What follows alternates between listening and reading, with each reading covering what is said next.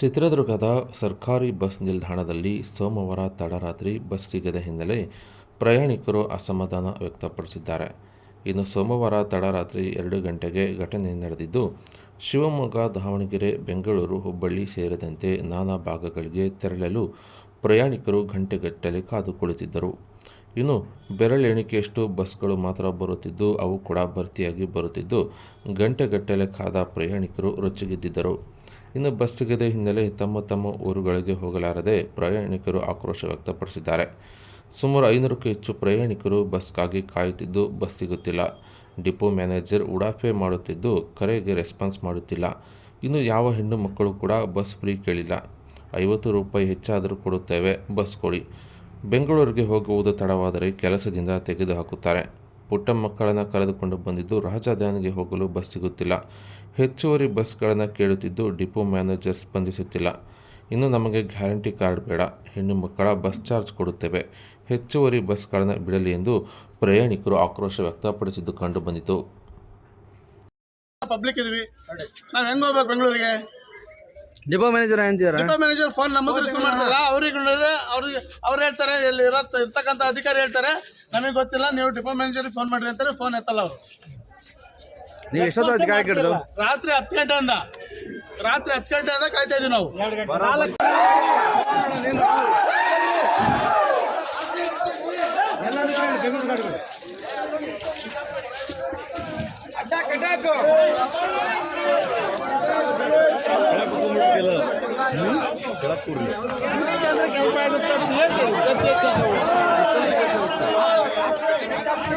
ನಮ್ಮನ್ನು ಕರ್ಕೊಂಡು ಹೋಗಿ ಹೇಳೋಣ.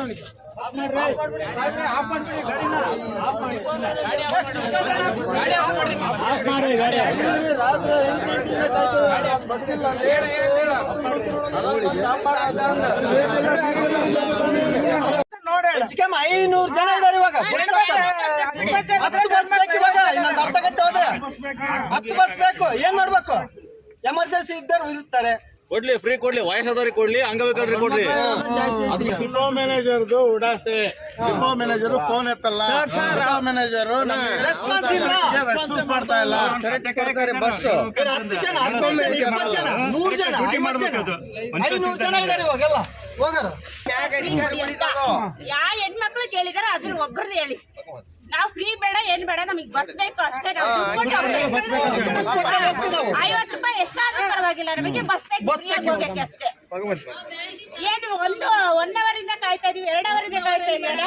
10 ಗಂಟೆಯಿಂದ 2 ಗಂಟೆ, 4 ಗಂಟೆ ಆಯ್ತು. ಇಲ್ಲೇ ಬೆಂಗಳೂರು 4 ಗಂಟೆ ಜರ್ನಿ. ಅಲ್ಲಿ ಡ್ಯೂಟಿ ಎಮರ್ಜೆನ್ಸಿ ಇರೋರು ಏನ್ ಮಾಡ್ಬೇಕು? ಅದೇ ಮತ್ತೆ ಎಮರ್ಜೆನ್ಸಿ ಡಿಪೋ ಮ್ಯಾನೇಜರ್ ಕೇಳಿದ್ರೆ ಅವ್ರಿಗೆ ಫೋನ್ ಮಾಡ್ರಿ, ಇವ್ರಿಗೆ ಫೋನ್ ಮಾಡ್ರಿ ಅಂತಾರೆ. ಇವ್ರು ಹಾಕುತ್ತಾರೆ 2 ರಿಂದ 3 ಗಾಡಿ ಹೋಗ್ಬಿಡ್ತಾರೆ. ಇಲ್ಲ ಎಲ್ಲ ಅಲ್ಲಿ ಜನಗಳಿಗೆ ಬಸ್ ಇಲ್ಲ ಅಂದ್ರೆ ಏನು ತೋರಿಸ್ಬೇಕು ಇವರು? ರಾತ್ರಿ 10 ಗಂಟೆ 12 ಗಂಟೆ ತನಕ ಹೆಣ್ಮಕ್ಳೆಲ್ಲ ಇಲ್ಲಿ ಇದ್ರಲ್ಲಿ ಮಲ್ಕೋಬೇಕು ಚಳಿಯಲ್ಲಿ. ಆ ಸಣ್ಣ ಮಕ್ಳು ಕರ್ಕೊಂಡ್ ಬಂದಿದ್ದಾರೆ. ಬೆಳಿಗ್ಗೆ ತನಕನೂ ಎಷ್ಟೋ ತನಕ ಕಾಯಕ್ಕಾಗತ್ತೆ? ಅಟ್ಲೀಸ್ಟ್ ರೆಸ್ಪಾನ್ಸ್ ಮಾಡಲ್ಲ.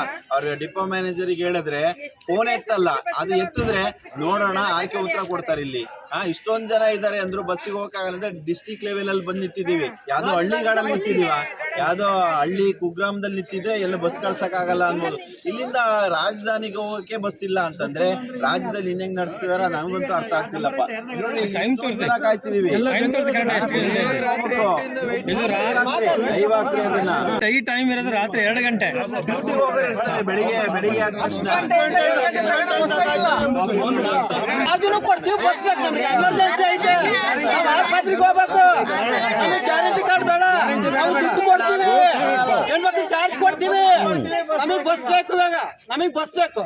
ಸಾರ್ವಜನಿಕರಿಗೆ KSRTC ತೊಂದರೆ ಮಾಡಬಾರ್ದು, ಬಸ್ ಬೇಕು ಅಷ್ಟೇ. ಗೌರ್ಮೆಂಟ್ ಇವ್ರನ್ನ ಕೇಳಿದ್ರೆ ಅವ್ರು ಎಲ್ಲ ಹೆಣ್ಮಕ್ಳ ಮಹಿಮೆ ಅಂತ